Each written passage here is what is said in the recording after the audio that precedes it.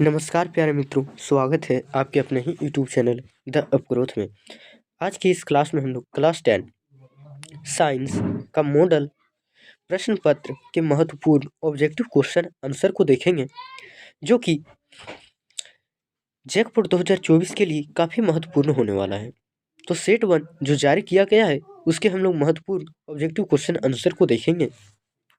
तो यहाँ पे देखिए, कक्षा 10 विषय जो है सो विज्ञान, समय जो है सो 3 घंटे का रहेगा। आप लोग जहाँ पे एग्जाम देने जाइएगा वहाँ समय जो है सो 3 घंटे का रहेगा और पूर्णांक यानी मार्क्स जो होगा सो 80 नंबर का होगा।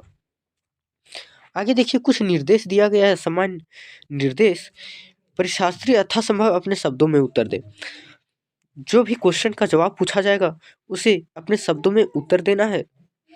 अगला देखिए, दूसरा पॉइंट है, सभी प्रश्न जो है सो अनिवार्य है, यानी सभी प्रश्नों का उत्तर देना जो है सो अनिवार्य है। कुल प्रश्नों की संख्या जो होगी इसे 52 होगी, यानी टोटल प्रश्न जो होगा सो 52 होगा। आगे देखिए, प्रश्न 1 से 30 तक बहुविकल्पीय प्रश्न होंगे, यानी 1 से 30 तक जो होगा सो ऑब्जेक्टिव टाइप प्रश्न होगा। इसमें एक प्रश्न के 4 ऑप्शन दिए होंगे, उनमें से एक ऑप्शन जो है सो सही होगा। प्रत्येक प्रश्न के 4 विकल्प दिए गए हैं, सही विकल्प का चयन कीजिए।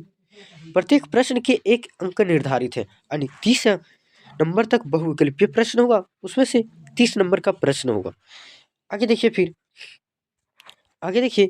प्रश्न संख्या 31 से 38 तक अति लघु उत्तरीय प्रश्न है, यानी प्रश्न जो है सो 31 से 38 तक जो होगा सो अति लघु उत्तरीय प्रश्न होगा, जिसमें से किन्हीं 6 प्रश्नों का उत्तर देना अनिवार्य है। प्रत्येक प्रश्न का मान जो है सो 2 अंक निर्धारित है, यानी अति लघु उत्तरीय प्रश्न जो होगा सो 2 नंबर का होगा।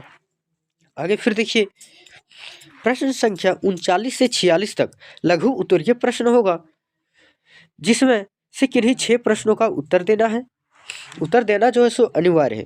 प्रत्येक प्रश्न का मान जो है सो 3 अंक निर्धारित है। लघु उत्तरीय प्रश्न जो आएगा एग्जाम में सो 3 अंक का होगा।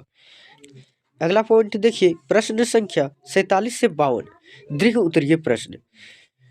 जो प्रश्न 47 से 52 तक होगा वो दीर्घ उत्तरीय प्रश्न होगा, और इनमें से किन्हीं 4 प्रश्नों का उत्तर देना अनिवार्य होगा। प्रत्येक प्रश्न का मान जो है सो 5 अंक निर्धारित है, यानी सभी प्रश्न यहाँ से 47 से 52 तक जो होगा सो 5-5 अंक के होंगे। अब आगे देखिए, हमारा पहला प्रश्न दिया गया है, समतल दर्पण की फोकस दूरी क्या होती है? तो समतल दर्पण की फोकस दूरी जो होती है सो 0 होती है। तो राइट आंसर हो गया ऑप्शन ये 0।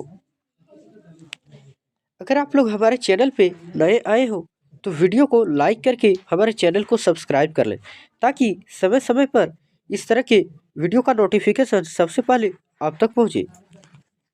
अगला प्रश्न देखिए, क्वेश्चन नंबर 2 में, किसी वस्तु का अवतल दर्पण द्वारा वास्तविक, उल्टा और समान आकार का प्रतिबिंब बनता है, तो वस्तु की स्थिति क्या होगी? तो वस्तु की स्थिति जो होगी सो सी पर होगी, यानी सी पर अगर वस्तु को रखेंगे तो अवतल दर्पण जो है सो वास्तविक, उल्टा एवं समान आकार का प्रतिबिंब बनाता है। तो राइट आंसर होगा ऑप्शन बी, सी पर। अगला प्रश्न है क्वेश्चन नंबर 3, निम्नलिखित में से किसमें प्रकाश सबसे तेज गति से चलता है? तो प्रकाश जो है सो वायु में सबसे तेज गति से चलता है। तो राइट आंसर ऑप्शन सी, वायु। अगला प्रश्न है, एक लेंस की क्षमता -4 है तो उसकी फोकस दूरी क्या होगी? तो फोकस दूरी बराबर क्या होता है? F बराबर 1/d। तो d का मान जो है सो दिया गया है 1/-4, और जब इसे भाग देंगे तो -0.25 मीटर आएगा। तो राइट आंसर हो जाएगा ऑप्शन सी, 0.25 मीटर। अगला प्रश्न है क्वेश्चन नंबर 5, मानव नेत्र की फोकस दूरी में परिवर्तन का क्या कारण है? तो मानव नेत्र में फोकस दूरी का परिवर्तन का कारण जो होता है सो सिलियरी मांसपेशियां होता है। तो राइट आंसर होगा ऑप्शन सी, सिलियरी मांसपेशियां। अगला प्रश्न है क्वेश्चन नंबर 6 में, दूरदृष्टि दोष को डैश भी कहा जाता है। तो दूरदृष्टि दोष को जो है सो हाइपरमेट्रोपिया कहा जाता है और निकट दृष्टि दोष को मायोपिया कहा जाता है। तो राइट आंसर होगा ऑप्शन ये हाइपरमेट्रोपिया। अगला प्रश्न है क्वेश्चन नंबर 7, प्रतिरोध का एसआई मात्रक क्या है? तो प्रतिरोध का एसआई मात्रक ओम है। तो राइट आंसर होगा ऑप्शन डी ओम। अगला प्रश्न है क्वेश्चन नंबर 8 में, टंगस्टन का उपयोग निम्नलिखित में से किसमें किया जाता है? तो टंगस्टन का उपयोग जो है सो बिजली के बल्ब में किया जाता है। तो राइट आंसर हो जाएगा ऑप्शन बी बिजली के बल्ब में। अगला प्रश्न है क्वेश्चन नंबर 9, चुंबकीय क्षेत्र रेखाएं निकलती है। तो चुंबकीय क्षेत्र रेखाएं जो होती है सो उत्तरी ध्रुव से निकलती है और दक्षिणी ध्रुव में प्रवेश करती है। तो राइट आंसर होगा ऑप्शन बी उत्तरी ध्रुव। अगला प्रश्न है क्वेश्चन नंबर 10, निम्नलिखित में से कौन सा हमारे लिए ऊर्जा का परम स्रोत है? तो ऊर्जा का परम स्रोत जो है सौर ऊर्जा है। तो राइट आंसर ऑप्शन सी सौर ऊर्जा। ऐसे ही वीडियो पाने के लिए हमारे वीडियो को लाइक करें।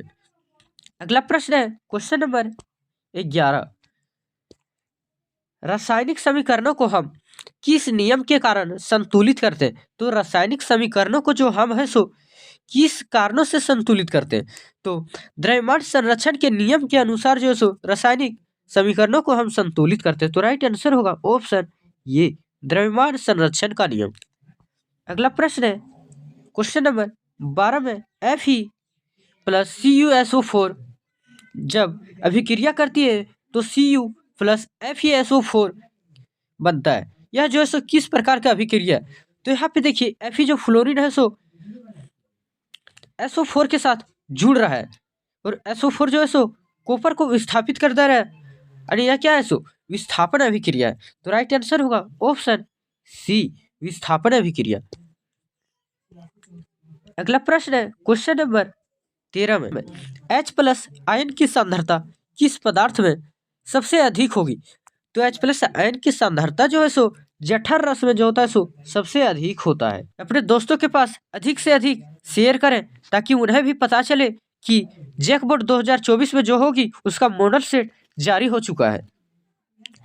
अगला प्रश्न है क्वेश्चन नंबर 14 में, पदार्थ ए बी सी तथा डी का पीएच मान क्रमशः जो है सो 7, 8, 10, 13 है। तो उपरोक्त में कौन पदार्थ जो है सो अम्ल है? तो अम्ल क्या होता है? जिसका पीएच मान जो है सो 7 से कम है तो वह अम्ल होता है और जिसका पीएच मान 7 से अधिक है तो वह क्षारक होता है। तो 7 से कम कौन है? तो 5 है। तो 5 किसका है? ये का। तो राइट आंसर होगा ऑप्शन ये। अगला प्रश्न है क्वेश्चन नंबर 15, निम्नलिखित में से किस लवण का उपयोग सोडा अम्ल अग्निशामक में किया जाता है? तो NaHCO3 लवण का उपयोग जो है सो सोडा अम्ल अग्निशामक में किया जाता है। तो राइट आंसर होगा ऑप्शन बी NaHCO3। अगला प्रश्न है क्वेश्चन नंबर 16 में, निम्नलिखित में से कौन सा उभयधर्मी ऑक्साइड है? तो उभयधर्मी ऑक्साइड क्या है? जो अम्ल एवं क्षारक दोनों को दर्शाता है। तो राइट आंसर होगा ऑप्शन बी Al2O3। अगला प्रश्न है क्वेश्चन नंबर 17, दिए गए तत्वों के इलेक्ट्रॉनिक विन्यास में कौन उत्कृष्ट गैस का इलेक्ट्रॉनिक विन्यास है? तो इसका राइट आंसर होगा ऑप्शन सी 2-8 जो है सो इलेक्ट्रॉनिक विन्यास है सो उत्कृष्ट गैस का इलेक्ट्रॉनिक विन्यास है। अगला प्रश्न है, निम्नलिखित में कौन असंतृप्त हाइड्रोकार्बन है? तो असंतृप्त हाइड्रोकार्बन कौन सा है? तो राइट आंसर होगा ऑप्शन सी C2H2 जो है सो असंतृप्त हाइड्रोकार्बन है। अगला प्रश्न है क्वेश्चन नंबर 19 में, HCHO में कौन प्राकार्यात्मक समूह है? तो HCHO जो होता है सो एल्डिहाइड का प्राकार्यात्मक समूह होता है। तो राइट आंसर होगा ऑप्शन सी एल्डिहाइड। अगला प्रश्न है क्वेश्चन नंबर 20, दिए गए तत्वों में किस तत्व में संयोजी इलेक्ट्रॉनों की संख्या लिथियम के बराबर होगी? तो लिथियम के बराबर जो होगी सो पोटेशियम का होता है। तो पोटेशियम तत्व में संयोजी इलेक्ट्रॉनों की संख्या लिथियम के बराबर होती। तो right answer option C potassium. अगला प्रश्न है क्वेश्चन नंबर 21। अमीबा में किस प्रकार का पोषण होता है? तो अमीबा में जो होता है सो प्राणी समभोजी पोषण होता है। तो राइट आंसर होगा ऑप्शन डी। अगला प्रश्न है क्वेश्चन नंबर 22 में श्वसन प्रक्रम में ग्लूकोज से पायरुवेट का विखंडन कहाँ होता है? तो श्वसन प्रक्रम में पायरुवेट का विखंडन जो होता है सो माइटोकॉन्ड्रिया में होता है। तो राइट आंसर होगा ऑप्शन बी माइटोकॉन्ड्रिया। अगला प्रश्न है तो निम्नलिखित में से कौन सा हार्मोन जो है सो शरीर के वृद्धि के लिए उपापचय का नियमन करता है? तो इसका राइट आंसर होगा ऑप्शन डी थायरोक्सिन। अगला प्रश्न है क्वेश्चन नंबर 23 में निम्नलिखित में से कौन सा हार्मोन शरीर की वृद्धि के लिए उपापचय का नियमन करता है? तो इसका राइट आंसर जो होगा सो ऑप्शन डी थायरोक्सिन। अगला प्रश्न है क्वेश्चन नंबर 24। मानव में सभी अनैच्छिक क्रियाओं का नियंत्रण कहाँ होता है? तो मानव में सभी अनैच्छिक क्रियाओं का नियंत्रण जो होता है सो मेडुला में होता है। तो राइट आंसर होगा ऑप्शन डी मेडुला। अगला प्रश्न है क्वेश्चन नंबर 25। दिए गए चित्र किस प्रकार के जनन को प्रदर्शित करता है? तो दिए गए चित्र जो है सो पुनरुद्भावन का जनन प्रदर्शित कर रहा है। तो राइट आंसर होगा ऑप्शन सी पुनरुद्भवन। अगला प्रश्न है क्वेश्चन नंबर 26 में मनुष्य में निषेचन कहाँ होता है? तो मनुष्य में निषेचन जो होता है सो अंडवाहिका में होता है। तो राइट आंसर होगा ऑप्शन ये अंडवाहिका। अगला प्रश्न है क्वेश्चन नंबर 27 में किसी जीव में कोई गुण प्रभावित होता है? तो किसी जीव में जो कोई गुण प्रभावित होता है सो पिता और माता के डीएनए से होता है। तो राइट आंसर होगा ऑप्शन सी पिता और माता दोनों के डीएनए से। अगला प्रश्न है क्वेश्चन नंबर 28 में नाभिकीय विद्युत संयंत्र शक्ति संयंत्र में किस प्रक्रिया से ऊर्जा मुक्त होती है? तो नाभिकीय विद्युत संयंत्र शक्ति संयंत्र में किस प्रक्रिया से ऊर्जा मुक्त होती है? तो राइट आंसर होगा ऑप्शन बी नाभिकीय विखंडन प्रक्रिया द्वारा जो है ऊर्जा मुक्त होती है।